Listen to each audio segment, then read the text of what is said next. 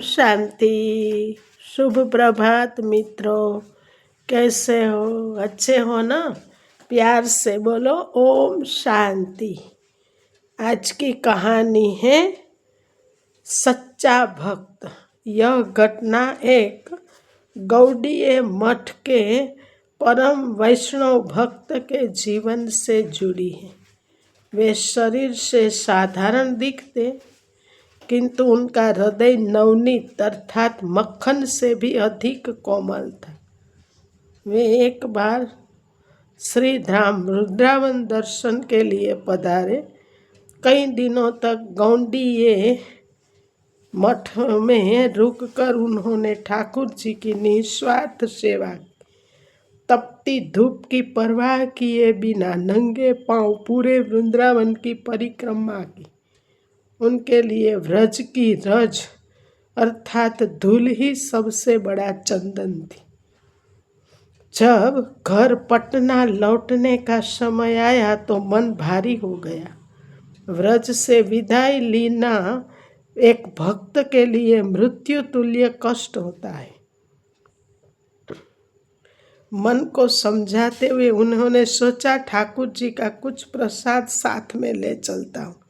इसी बहाने व्रज का स्वाद कुछ दिन और साथ रहेगा। उन्होंने बाजार से रामदाने के लड्डू खरीदे। उन्हें बांके बिहारी और राधा रमण जी सहित प्रमुख मंदिरों में भोग लगवाया और प्रसादी रूप में डिब्बे को संभल कर लिया। अगली सुबह भारी मन से उन्होंने ट्रेन पकड़ी।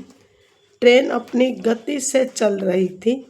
वृंदावन से निकलकर ट्रेन जब मुगल सराय स्टेशन पहुंची तो शाम धीर आई थी। भक्त जी को पटना जाना था। वहां पहुंचने में अभी 3-4 घंटे और लगने थे। पेट में भूख की अग्नि जलने लगी। उन्होंने सोचा मुगल सराय में ट्रेन आधे घंटे रुकती है, क्यों न हाथ मुंह धोकर अपनी संध्या जाप पूरी कर लूं और फिर थोड़ा प्रसाद पा लूं। हाथ पैर धोकर वे अपनी सीट पर बैठे और बड़े चाव से लड्डुओं का डिब्बा खुला। डिब्बा खुलते ही वे ठिठक गए। उन्होंने देखा कि लड्डुओं पर लाल चींटियों का एक झुंड लगा हुआ था। सामान्य मनुष्य होता तो शायद चींटियों को झाड़ देता और लड्डू खा लेता, या फिर गुस्से में डब्बा फेंक देता। भक्त जी ने भी पहले सहज भाव से चींटियां हटाकर 1-2 लड्डू खा लिए। बचे हुए लड्डू यह सोचकर रख दिए कि आगे किसी को बांट दूंगा, किंतु तभी उसके हृदय में एक विचार कौंधा जिसने उसकी आत्मा को झकझोर दिया। लड्डू का स्वाद तो कब का गायब हो चुका था। अब तो मन में केवल उन नन्ही चींटियों की चिंता थी। वे सोचने लगे, ये चींटियां साधारण नहीं है, ये तो मेरे साथ वृंदावन से आई है। ये व्रज की चींटियां है। आह, कितनी भाग्यशाली है ये चींटियां, जिनका जन्म उस पावन भूमि पर हुआ है जहाँ देवता की धूल बनने को, देवता ये भी धूल बनने को तरसते हैं। फिर एक भयानक ग्लानि ने उन्हें घेर लिया।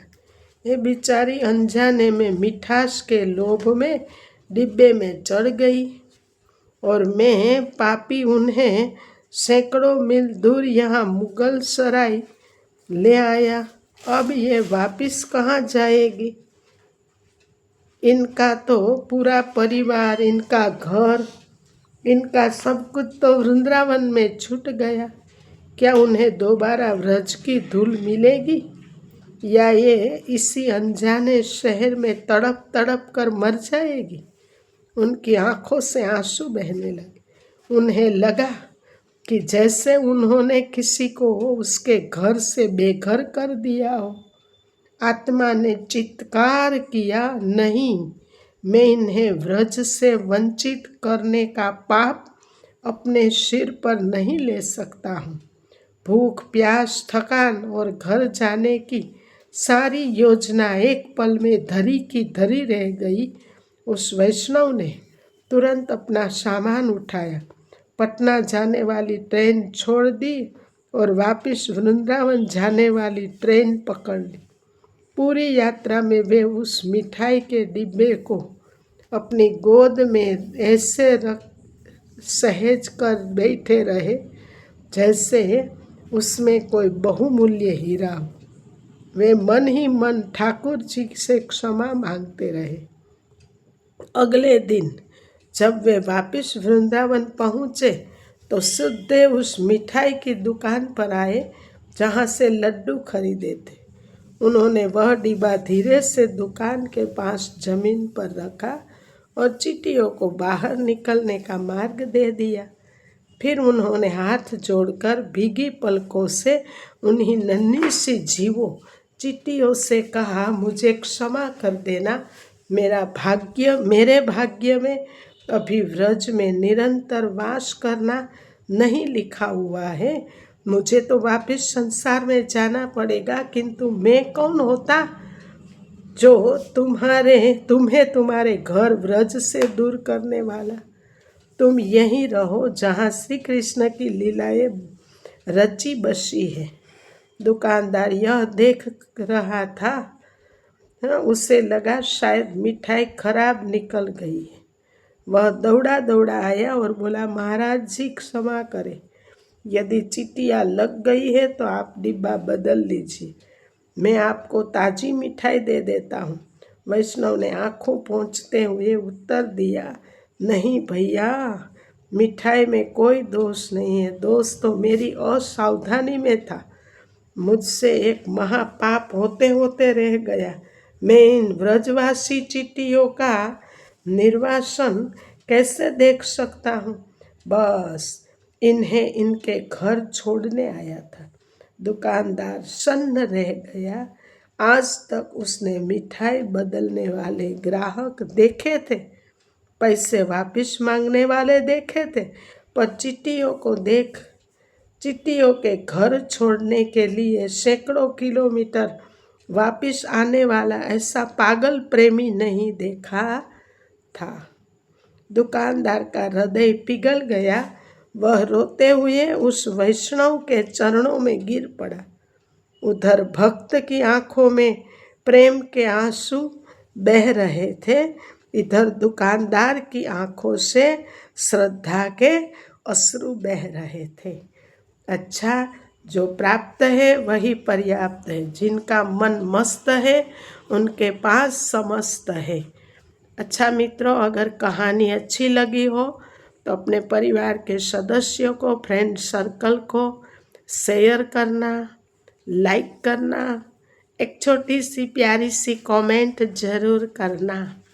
और अगर चैनल पर नए हैं तो चैनल को सब्सक्राइब ज़रूर करना जी। आप कहाँ से देख रहे हो, सुन रहे हो कहानी? अगर आपके गांव, शहर, कस्बे का नाम बताएंगे तो हमें बहुत खुशी होगी।